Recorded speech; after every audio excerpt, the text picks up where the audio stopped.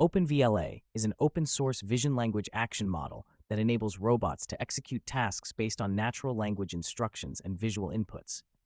Trained on nearly 1 million examples, it learns to map images and instructions directly to actions represented in the robot's end effector frame. While OpenVLA performs well on tasks similar to those seen during training, it struggles to generalize to new scenarios. Since the dataset was collected using a Franca-Panda arm, the same robot we used, we initially expected the model to perform well, even in settings that differed from the original training environment. But surprisingly, it didn't. We fine-tuned OpenVLA in our specific scenario and observed that it worked.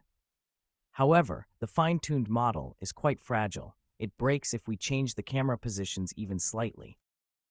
To overcome this limitation, we collected randomized data in simulation, specifically varying the object position, the target position, and the camera position. After fine-tuning OpenVLA again on this data, we observed significantly better generalization. The model was able to handle unseen scenarios much more effectively.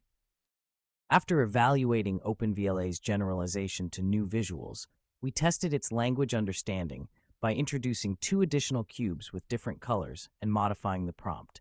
Despite the added complexity and a continuously moving camera, the model successfully completed the task. On the left, we see the camera training range used in the multi-cube scenario.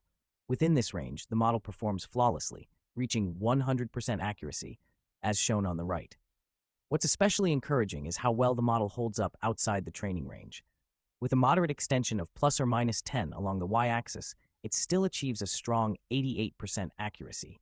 And even with a broader shift of plus or minus 20, the model continues to perform, maintaining an accuracy of 38%.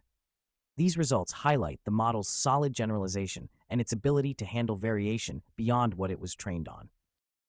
Here is the representation of the same areas in simulation for a clearer understanding. Here we see 3 different camera views, each representing a different range. Notice how dramatically the perspective changes.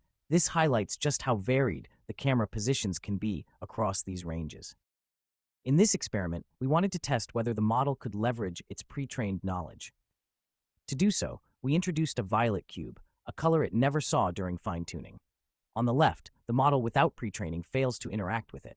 On the right, the pre-trained model succeeds, completing the task smoothly. This shows a clear example of transfer learning in action. If you're interested in the latest developments of this project, come visit our poster presentation on June 2nd. We'd be happy to discuss it with you.